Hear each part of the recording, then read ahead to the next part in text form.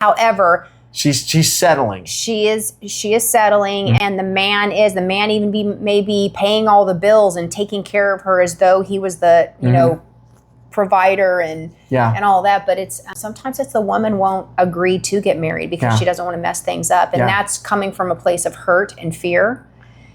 And like you said, disappointment for sure. It's not that he doesn't want to marry her; she won't marry him. Exactly. That was me. Whoa, yeah, that's a whole nother thing. You know, so it's not always what I'm saying is it's not always the guy. It's not always the guy that it's not always doesn't the guy. want to marry, right? Sure.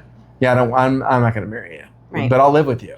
I'll live with you. But yeah, because it's the bills and everything. We'll split the cost, all the things. So interestingly though, what does someone do if they've come to Christ, but they're living with somebody that they're not married to, and they've been with them for a while, but the commitment's not there, and the other partner isn't coming to a church or isn't getting right with the Lord? That is so tough. There is going to be constant, maybe not constant tension. There's going to be tension in the house.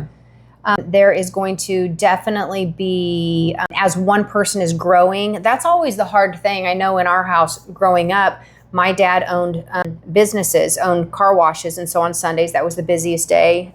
So he was never in church with us. My mom always had us in church.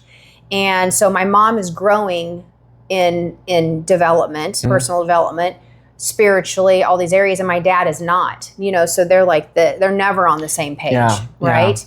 Yeah. And so that's one of the hard things is most of the time, not always, but most of the time it's the woman going to church and the guy isn't going, right? And she's disappointed. It will cause tension. Sure. In the home. Yeah. It will cause disappointment, her having disappointment in the man, in the relationship.